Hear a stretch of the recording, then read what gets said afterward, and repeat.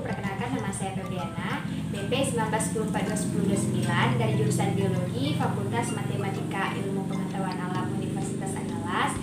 Di sini untuk memenuhi salah satu tugas mata kuliah fisika, saya akan menjelaskan beberapa contoh soal tentang interferensi dan difraksi. Gelombang cahaya dibagi dua, yang pertama yaitu interferensi yang terbagi atas celah ganda dan difraksi yang terbagi atas celah tunggal dan difraksi fisik. Yang pertama adalah interferensi cahaya. Interferensi cahaya adalah perpaduan antara dua gelombang atau lebih yang koheren.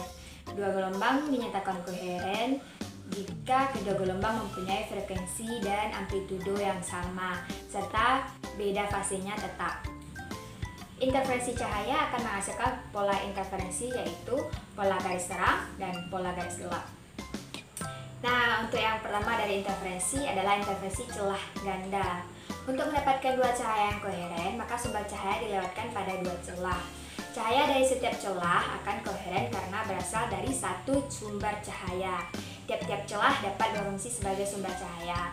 Sumber cahaya haruslah monokromatis.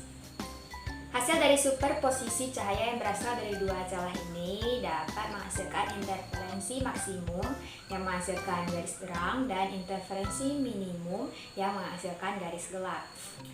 Interferensi maksimum garis terang didapatkan rumus D dikali P per L sama dengan M dikali lambda. Interferensi minimum garis gelap didapatkan rumus D dikali P per L sama dengan dalam kurung 2M dikurang 1 tutup kurung kali setengah lambda, di mana D merupakan jarak antar dua celah dengan 1 meter, L merupakan jarak celah ke layar dengan 1 meter, P merupakan jarak pola interferensi ke terang pusat, dan M adalah pita terang dimulai dari 1, 2, dan 3, serta seterusnya. Nah, selanjutnya kita akan membahas tentang difraksi. Yang pertama kita akan membahas tentang difraksi celah tunggal. Jika muka gelombang melalui celah sempit, maka gelombang ini akan mengalami lenturan atau difraksi. Pembelukan cahaya atau difraksi dapat terjadi ketika cahaya melewati suatu celah tunggal dan akan menghasilkan pola garis terang dan gelap.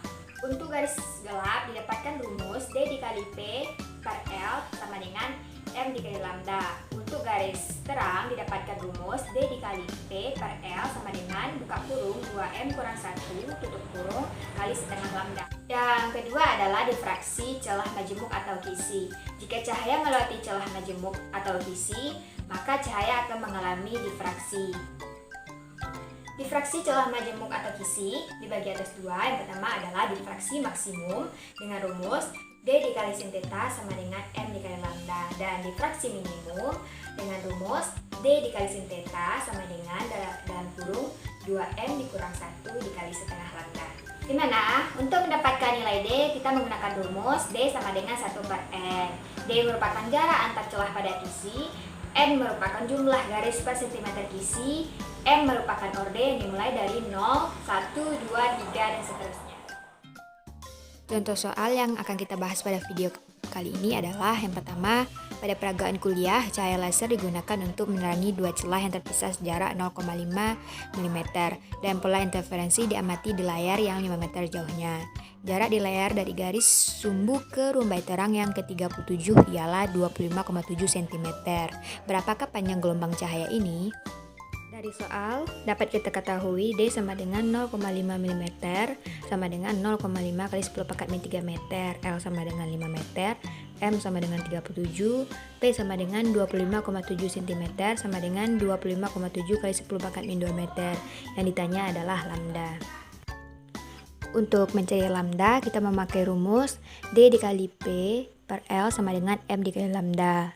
0,5 kali 10 pangkat min 3 meter dikali 2,5 kali 10 pangkat min 2 meter per 5 meter sama dengan 37 kali lambda. 37 lambda sama dengan 2,57 kali 10 pangkat min 5 meter. Lambda sama dengan 2,57 kali 10 pangkat min 5 meter dibagi 37.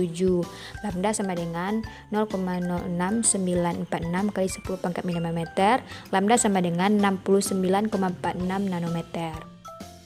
Soal yang kedua adalah gelombang mikro datar datang pada celah logam panjang sempit yang lebarnya 5 cm. Minimum difraksi pertama diamati pada sudut 37 derajat. Berapakah panjang gelombang mikro tersebut? Untuk soal yang kedua, dapat kita ketahui D sama dengan 5 cm sama dengan 5 kali 10 pangkat min 2 meter. Sudutnya 37 derajat, M-nya 1, yang ditanya adalah lambda. Untuk mencari lambda, kita memakai rumus D sin theta sama dengan M dikali lambda. 5 kali 10 pangkat min 2 meter dikali sin 37 sama dengan 1 dikali lambda.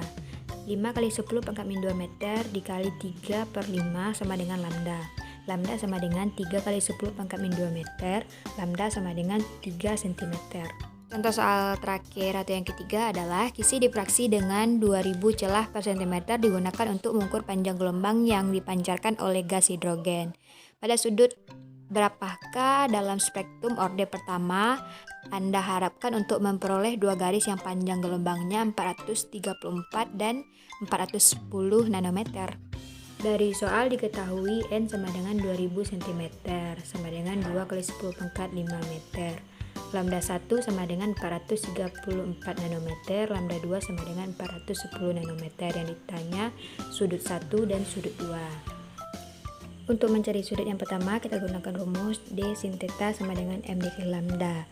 1 per N kali sin theta sama dengan 434 kali 10 pangkat 8 meter. 1 per 2 kali 10 pangkat 5 meter kali sin theta sama dengan 434 kali 10 pangkat 8 meter.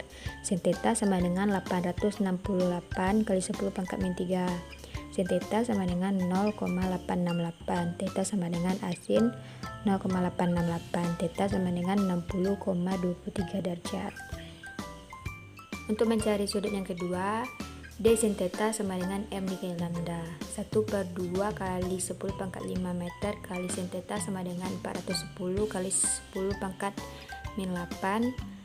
Sin theta sama dengan 820 kali 10 pangkat min 3. Sin theta sama dengan 0,82. Theta sama dengan asin 0,82. Theta sama dengan 55,08 derajat.